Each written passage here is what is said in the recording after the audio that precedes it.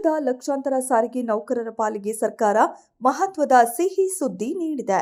ಕಳೆದ 2 ವರ್ಷಗಳಿಂದ 38 ತಿಂಗಳಿಂದ ಬಾಕಿ ಉಳಿಸಿಕೊಂಡಿದ್ದ ವೇತನ ಹಿಂಬಾಕಿ ಹಾಗೂ ವೇತನ ಪರಿಷ್ಕರಣೆಗಾಗಿ ಆಗ್ರಹಿಸಿ ಸಾರಿಗೆ ಸಿಬ್ಬಂದಿ ನಡೆಸಲುದ್ದೇಶಿಸಿದ್ದ ಪ್ರತಿಭಟನೆಗೆ ಸರ್ಕಾರ ಸಕಾರಾತ್ಮಕವಾಗಿ ಸ್ಪಂದಿಸಿದೆ. ಬಡವರ ಕೈಗೆಟುಕುವ ದರದಲ್ಲಿ ಗುಣಮಟ್ಟದ ತಿಂಡಿ ಊಟವನ್ನ ನೀಡುವ ಜೊತೆಗೆ ಸ್ತ್ರೀ ಶಕ್ತಿ ಸಂಘಗಳಿಗೆ ಆರ್ಥಿಕ ಬಲ ನೀಡಲು ರೂಪಿಸಿರುವ ಅಕ್ಕ ಕೆಫೆಯನ್ನ ಮುಖ್ಯಮಂತ್ರಿ ಸಿದ್ದರಾಮಯ್ಯ ಅವರ ತವರಲ್ಲಿ ಮಾರ್ಚ್ ತಿಂಗಳಲ್ಲಿ ಮೊದಲ ವಾರ 3 ಕಡೆಗಳಲ್ಲಿ ಶುರು ಮಾಡಲು ಸಿದ್ಧತೆ ಕೈಗೊಳ್ಳಲಾಗಿದೆ.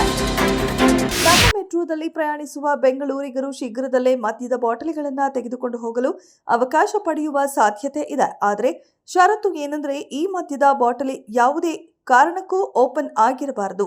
ಸೀಲ್ ಆಗಿರುವ ಬಾಟಲಿಗಳನ್ನು ಮಾತ್ರವೇ ತೆಗೆದುಕೊಂಡು ಹೋಗಲು ಅವಕಾಶ ನೀಡುವ ಬಗ್ಗೆ ಚರ್ಚೆ ನಡೆಯುತ್ತಿದೆ. ಮಾಜಿ ಮುಖ್ಯಮಂತ್ರಿ ಬಿಎಸ್ ಯಡಿಯೂರಪ್ಪ ಅವರು ತಮ್ಮ ರಾಜಕೀಯ ಜೀವನದ 50 ವರ್ಷಗಳನ್ನು ಪೂರೈಸಿದ್ದಾರೆ. ಈ ಹಿನ್ನೆಲೆಯಲ್ಲಿ ಗುರುವಾರ ನಡೆಯಲಿರುವ ಬಿಜೆಪಿ ರಾಜ್ಯ ಕಾರ್ಯಕಾರಿಣಿಯಲ್ಲಿ ಯಡಿಯೂರಪ್ಪ ಅವರಿಗೆ ಅಭಿನಂದನೆ ಸಲ್ಲಿಸಲು ನಿರ್ಧರಿಸಲಾಗಿದೆ. ಮಹಿಳೆಯರಿಗೆ ಉಚಿತ ಬಸ್ ಸೇವೆ ಕಲ್ಪಿಸುತ್ತಿರುವ ಶಕ್ತಿ ಯೋಜನೆ ಅಡಿ ರಾಜ್ಯ ರಸ್ತೆ ಸಾರಿಗೆ ನಿಗಮಗಳಿಗೆ ಎಷ್ಟು ಹಣವನ್ನ ಸರ್ಕಾರ ಬಾಕಿ ಉಳಿಸಿಕೊಂಡಿದೆ ಎಂಬ ಬಗ್ಗೆ ಮಾಹಿತಿ ನೀಡುವಂತೆ ಸಾರಿಗೆ ನಿಗಮಗಳಿಗೆ ಹೈಕೋರ್ಟ್ ನಿರ್ದೇಶಿಸಿದೆ. ಸರ್ಕಾರಿ ಅಡ್ಡಿಪಡಿಸುವವರ ವಿರುದ್ಧ ಎಸ್ಮಾ ಕಾಯ್ದೆ ಅಡಿ ಕರುಣೆ ಇಲ್ಲದೆ ಕ್ರಮ ಕೈಗೊಳ್ಳಲಾಗುವುದು. ಅದು ಶಾಸಕರಾದರೂ ಸರಿ, ಬೇರೆ ಯಾರೇ ಆಗಿದ್ರೂ ಸರಿ.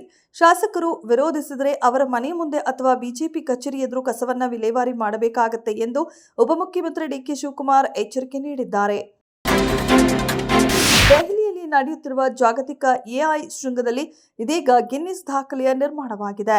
ಈ ಶೃಂಗದಲ್ಲಿ ಕೇವಲ 24 ಗಂಟೆಯಲ್ಲಿ 2.5 ಲಕ್ಷಕ್ಕೂ ಹೆಚ್ಚಿನ ವಿದ್ಯಾರ್ಥಿಗಳು ಕೃತಕ ಬುದ್ಧಿಮತ್ತೆಯನ್ನು ಜವಾಬ್ದಾರಿಯುತವಾಗಿ ಬಳಸುವ ಪ್ರತಿಜ್ಞೆ ಮಾಡಿದ್ದು ದಾಖಲೆಯಾಗಿದೆ. 2 ಹವಳ ದ್ವೀಪಗಳ ನಡುವೆ ಸಾರಿಗೆ ಸಂಪರ್ಕ ಪ್ರಾರಂಭಿಸಲು ಅಗತ್ಯವಿರುವ 12 ದೋಣಿಗಳ ಪೈಕಿ ಭಾರತವು ಮೊದಲನೇ ಹೈಸ್ಪೀಡ್ ಹಡಗು ನಿರ್ಮಾಣಕ್ಕೆ ಮಾಲ್ಡೀವ್ಸ್ಗೆ ಸಹಾಯ ಮಾಡಿದೆ ಎಂದು ತಿಳಿದು ಬಂದಿದೆ. ಉಭಯ ದೇಶಗಳ ನಡುವಿನ ಒಪ್ಪಂದದ ಭಾಗವಾಗಿ ಭಾರತವು ಮಾಲ್ಡೀವ್ಸ್ಗೆ 12 ಹೈಸ್ಪೀಡ್ ಹಡಗುಗಳನ್ನು ಒದಗಿಸುತ್ತದೆ ಎಂದು ತಿಳಿಸಿದರು. ವಿಶ್ವಕಪ್ಗೆ ಸ್ಟೀವ್ ಸ್ಮಿತ್ ಎಂಟ್ರಿ ಕೊಟ್ಟಿದ್ದಾರೆ. ಆದರೆ ಈ ಎಂಟ್ರಿಗೂ ಮುನ್ನವೇ ಆಸ್ಟ್ರೇಲಿಯಾ ತಂಡ T20 ವಿಶ್ವಕಪ್ನಿಂದ ಹೊರಬಿದ್ದಿದೆ.